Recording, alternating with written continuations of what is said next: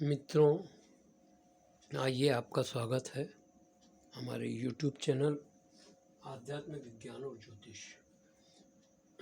हमने देखा था कि मनुष्य का चेहरा हम ही मानव प्राणियों के संज्ञा उपमा में बांट देते हैं। उदाहरण के लिए जैसे मोरनी सी चाल, सुराहीदार गर्दन, गधा, बैल, इस प्रकार से हम उसे उपमा देकर बुला लेते हैं। भले ही बच्चे हो, हरिणी सी चाल, ऊँट सी गर्दन, सिंह सा चेहरा, कौवे सी चतुराई, चिड़िया सा खाना, बैल जैसा जुतना, मछली जैसा तैरना, नाग नागिन जैसा फुफकारना, आग का गोला, दूध सा चेहरा, आदि आदि आदि। मित्रों, मनुष्य ये जो राशियों का वर्णन है, ये आकाश में जिस प्रकार से तारापुंज दिखाई दिया उस तरह से इसकी गणना की गई।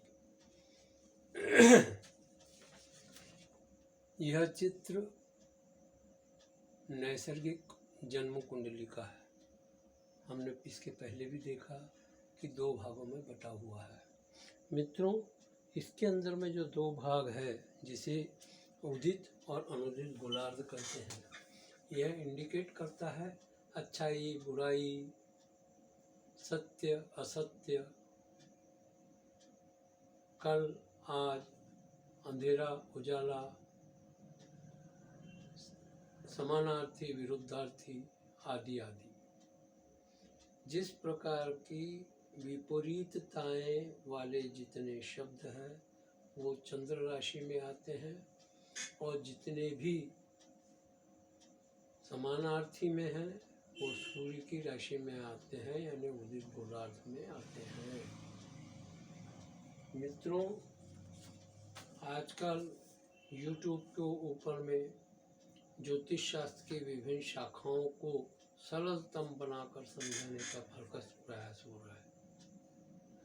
मित्रों, जैसे रोते हुए बच्चे की जिद राजा के सामने के हाथी को गिलास में बैठाया जाए, और एक और इसके ऊपर में आक्षेप करने वालों की भी कमी नहीं है। मित्रों, कई लोग तो ज्योतिष शास्त्र को मिथ्या, झूठा, पाखंड और तो और आध्यात्म को भी झूठा और पाखंड मान लेते हैं। मित्रों, ये अपनी अपनी सोच है, हम इसके लिए कुछ भी नहीं कर सकते। हम इसी कुंडली द्वारा दो भागों को विभाजित किया हुआ है। यह देखिए, यह जो अंधेरा पक्ष है, ये सारी विपरीतताएं जो आती है ये उसको इंडिकेट करता है चंद्र, क्योंकि यहाँ चंचलता होती है, स्थिरता नहीं, और ये सूर्य है, ये स्पष्ट होता है। मित्रों, कई लोग ज्योतिष को पाखंड मानते हैं, बात बराबर है। हम इसमें धीरे धीरे आगे बढ़े तो ये जो है, जब तक के मनुष्य साधना नहीं करता उसे सत्य की प्रचिति होती नहीं। मित्रों, 12 वर्ष की साधनाओं के बारे में सारे ग्रंथों में बताया गया है। 12 वर्ष आप देखिए, महाभारत के अंदर में 12 वर्ष का वनवास कौरवों को दिया गया था, और 14 वर्ष का राम को दिया गया था। क्यों? क्योंकि यहाँ देखिए, 1 2 3 4 5 6 7 8 7, और यहाँ से 1 2 3 4 5 6 7, इस प्रकार ये 14 वर्ष राम को दिए गए वनवास के। ये साधनात्मक क्रम है वास्तव में, राम को जो दिया गया ताकि वो आगे आने वाली परिस्थितियों का सामना कर सके। हर मनुष्य का पूरा अधिकार है कि वह भी साधनात्मक दृष्टिकोण अपनाकर अपने जीवन को सफल बनाए। इसी प्रकार से ये 12 वर्ष का वनवास कौरवों को दिया गया था, और 1 वर्ष अज्ञातवास, क्योंकि ये 12 वर्ष सीधे सीधे लिए गए और 1 वर्ष मध्य में लाने के लिए 1 वर्ष अज्ञातवास, बाद में वो प्रकट हुए। तो मित्रों, ये जो है, जब हम यदि साधनात्मक प्रक्रिया करते हैं, आजकल तो यूट्यूब के ऊपर में 5 मिनट में साधना हो जाती है, ओम साधना कर लो, फलानी साधना कर लो। लेकिन मित्रों, साधना के लिए जप, तप और व्रत, इन तीनों का यदि सामंजस्य है, वही साधना होती है। जप के अंदर में जाप, तप के अंदर में तपस्या करना यानी शुद्ध सात्विकता से व्यवहार करना, और व्रत यानी उपवास करना। इसका अर्थ ये नहीं है मित्रों कि हम कुछ खाएं ही नहीं। जप का अर्थ है किसी एक विशिष्ट मंत्र का जाप करना, विशिष्ट संख्या तक। हम कोई आवश्यक नहीं है कि एक जगह बैठ के ही जाप करें, हम चलते फिरते भी जाप कर सकते हैं। तप का अर्थ है कि हम इन जो गंदी जो बातें हैं, अंधेरे वाली, निगेटिव, इन बातों की ओर अधिक ध्यान न दें। और व्रत यानी उपवास, भोजन पर प्रतिबंध। भोजन पर प्रतिबंध है इसका वास्तविक अर्थ, प्रतिबंध। मित्रों, अब मुझे एक बात बताइए कि यदि अच्छा ही सब जब तक व्रत करने से होगा तो ये बुरा जाएगा कहाँ मनुष्य का? ये मनुष्य का जो बुरा है, ये कभी भी दबता नहीं है मित्रों। ये सिर्फ दबाया जाता है जब तक व्रत के द्वारा, ये हमेशा आपके साथ में चलता रहता है। यह सब आपके साथ में चलता रहता है मित्रों। तो आपको बड़ी सावधानी पूर्वक साधना करनी होती है। इस प्रकार से जब हम 12 भाव को साधना कर लेते हैं तो हमारा एक तप पूरा होता है, एक तप। लेकिन यह कब? जब हमारा विवाह नहीं हुआ है तब। आपने देखा होगा नाथों का जो संप्रदाय है, नाथ लोगों की जो बातें आती है, उसके अंदर में 12 वर्ष का ही तप बताया है हर नाथ के लिए। मित्रों, हम भी उन्हीं की संतान हैं, उन्हीं के अंश हैं, क्योंकि हमने ईश्वर का अंश है, ये हमने पहले बता चुके हैं आपको। मित्रों, इस तरह से राशियों के भाग हुए। हमने आध्यात्मिक दृष्टिकोण से थोड़ा सा देखा। अब इसके अंदर में क्या होता है, ये जो है 1 2 3 4 5 6 7, ये 7 चक्र है, 6 चक्र और 7वां सहस्त्राकार, ये भी बता चुके हम। इसी प्रकार से पत्नी का जो साधना रहती है वह भी 7। आपने देखा होगा कि राम जी वनवास में गए तो सीता जी गई थी, और कौरव वनवास में गए तो द्रौपदी साथ में गई थी। मित्रों, इसी तरह से जितने भी संत ऋषि मुनि हो गए हैं, उनकी पत्नियां भी उनकी साधना में हमेशा साथ में रही, और वे प्रकांड विद्वान बने, प्रकांड विद्वान रहे, जिन्होंने हमें इतना ज्ञान परोसा, और साथ ही उनकी साधना चमत्कृत रूप से रही। मित्रों, अब आगे चलते हैं हम कि जन्म कुंडली के अंदर में हमने पिछले इसमें देखा था 4 भाग, 1 2 3 4। यह पति पत्नी, माता पिता, और ये है संतान का। संतान ये 9 पंचम हो गया। अब इस तरह से मित्रों योग बनते हैं अलग अलग, जो साधनात्मक दृष्टि से काम में आते हैं। मित्रों, ये प्रतियोग, ये केंद्र योग, ये 9 पंचम योग, और ये षडाष्टक योग 1 से 6 और 6 से 8, इस तरह से षडाष्टक योग होता है। उसके बाद में लाभ योग और अर्धलाभ योग,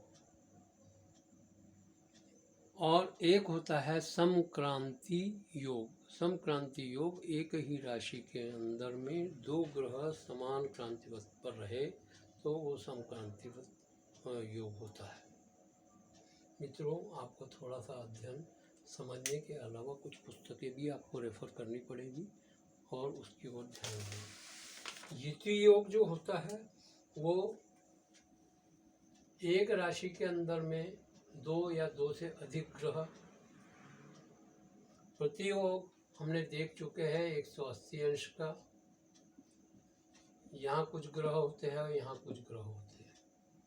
और 9 पंचम योग में यहाँ यहाँ और यहाँ 1 2 3 4 5 यहाँ ग्रह होगा, यहाँ होगा और यहाँ ये 9 पंचम योग कहलाता है। इधर से 5, इधर से 5, इधर से 5। उसके बाद में होता है केंद्र योग 1 2 3 4। यहाँ कुछ ग्रह, यहाँ कुछ ग्रह, और यानी ये भी केंद्र योग है, ये भी केंद्र योग है मित्रों।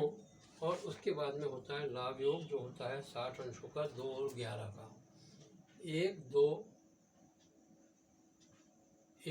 3 4 5 6 7 8 9 10 11 और ये इस तरह से ये योग होता है मित्रों। एक होता है षडाष्टक योग जो 150 अंशों का होता है, क्योंकि हमने पहले देख चुके हैं कि 360 अंशों का योग व्रत है। तो ये जो है ये षडाष्टक योग होता है जो 150 और 200 150 अंशों का होता है, 150 अंश। और उसके बाद में अर्ध लाभ योग यानी एक राशि अंतर, एक राशि का अंतर रहता है, ये अर्ध लाभ योग कहलाता है। अर्ध आधा, ये भी लाभ योग ही है मित्रों। इसके बाद में अर्ध केंद्र योग जो 45 अंशों का होता है। और एक होता है संक्रांति योग जो हम आपको बता चुके हैं, विषुव वृत्त से दक्षिण उत्तर अंतर समान संक्रांति योग बनाता है मित्रों। इसी प्रकार से सभी ग्रहों की अपनी अपनी दृष्टियां रहती है। ये जो है आप हमने जो नंबर लिखे थे ये राशियों को इंडिकेट करता है, और भाव की भी अपनी दृष्टि होती है और राशियों की भी अपनी दृष्टि होती है। भाव की अपनी दृष्टि होती है, राशियों की अपनी दृष्टि होती है, उसे ध्यान रखना आवश्यक है मित्रों। इसके अतिरिक्त जो ग्रह है हम देखे हैं यहाँ कि सूर्य, चंद्र, मंगल, बुध, गुरु, शुक्र, शनि, राहु, केतु, यहीं तक की दृष्टियाँ निर्धारित की गई है। 7 ग्रह, 7 ग्रहों के अंदर में 12 राशियाँ बांटी गई है। राहु और केतु को कोई ग्रह का स्थान नहीं दिया गया है। किसी ने मिथुन और धनु को इनका शुभ अशुभ स्थान यानी उच्च राशि का और नीच राशि का स्थान माना है, और किसी ने कन्या। लेकिन मैंने इसे वह माना है कि यह जिन ग्रहों में होता है, जिन भाव में होता है, उसका अधिपति होता है, उनका साथ देता है। ये मेरी मान्यता है, कोई आवश्यक नहीं है कि आप भी इसे मानें मित्रों। सूर्य की 7वीं दृष्टि होती है, चंद्र की 7वीं होती है, मंगल की 7वीं होती है, बुध की 7वीं होती है, गुरु की भी 7वीं होती है, शुक्र की 7वीं, शनि की 7वीं, राहु की 7वीं और केतु की 7वीं। इस तरह सभी ग्रहों की 7वीं दृष्टि होती है। लेकिन मित्रों, मंगल की कुछ विशिष्ट दृष्टि होती है जिसे चौथी और 10वीं दृष्टि कहते हैं। चौथे और 10वें भाव पे दृष्टि डालता है। गुरु जो है ये 5वें और 9वें भाव पे डालता है, और शनि जो है ये अपने 3रे और 10वें भाव पर दृष्टि डालता है मित्रों। हमने इसके पहले देख चुके थे कि जो केंद्र योग बनता है वो यूँ बनता है, स्वयं, पुत्र और ये गुरु। हाँ, गुरु यानी पिता, हमने यूँ कहा था। आपसे ये भी कहा था कि पिता का स्थान 10वां है, लेकिन हम यहाँ 9वां स्थान मान रहे हैं। क्यों? कि माता और पिता प्रथम गुरु होते हैं पुत्र के या पुत्री के, और उसके बाद में दूसरे गुरु होते हैं। इसलिए यह माता या पिता का स्थान होता है जो गुरु का स्थान होता है मित्रों। इसके बाद में सभी ग्रहों पर ये पूर्ण दृष्टि डालते हैं, मंगल चौथी और 10वीं डालता है, गुरु 5 और 9 डालते हैं, शनि तीसरी और 10वीं दृष्टि डालते हैं। मित्रों, किस तरह से इनकी दृष्टियाँ होती है। अब हम आगे दूसरे पहलू पर जाते हैं। ये जो चीज़ें हैं, ये षट चक्र भेदन, इसके अंदर में आपको एक बात का ध्यान रखना है मित्रों, कि हर व्यक्ति का कोई न कोई चक्र अवश्य जागृत होता है। कोई भी ऐसा व्यक्ति नहीं है कि उसको प्रारंभ से प्रयास किया जाए कि उसको मूलाधार चक्र ही जागृत करे। उसका ऑलरेडी चक्र जागृत होता है। किसी किसी का तो डायरेक्ट सहस्त्रार चक्र जागृत हो जाता है, और ऐसी स्थिति के अंदर में बड़ी स्थिति गंभीर हो जाती है मित्रों। वैसे साधना की दृष्टि में हम आपको बता देते हैं कि जब व्यक्ति का छठवां चक्र जागृत होता है तो आदमी में एक अजब प्रकार की अस्थिरता पैदा हो जाती है। मित्र, एक विद्वान ज्योतिषी ने कहा था कि यदि दुनिया के सभी मानव इनको एक साथ ज्ञान करवा दिया जाए, जिसे आत्मज्ञान कहा है, या चक्र भेदन की जो संस्कार करवा दिया जाए या ज्ञान करवा दिया जाए, तो आधे लोग आत्महत्या कर लेंगे और आधे लोग पागल हो जाएंगे। मित्रों, जो आत्महत्या करने वाले जो लोग हैं वो इन्हीं में से आते हैं, जिनको कुछ समझ में आता नहीं है क्या करें। और कभी भी किसी का भी संस्कार जागृत हो सकता है या ये छठवां चक्र जागृत हो सकता है, और ऐसी स्थिति के अंदर में वो निर्णय ले नहीं पाता, और वो कोई भी स्थिति, कोई भी गंभीर स्थिति का सामना कर लेता है। इसके अंदर में या तो वो पागल जैसा घूमेगा या तो आत्महत्या कर लेगा। इसके सिवाय कोई दूसरा रास्ता नहीं मिलता। तो मित्रों, हम आगे बढ़ते हैं कि इस तरह से हमने देखा और कारण कुछ भी नहीं होता मित्रों। हम आज का एपिसोड यहीं समाप्त करते हैं, बाकी की बात हम बाद में करेंगे अगले एपिसोड में। तब तक के हमें आज्ञा दीजिए। नमस्कार।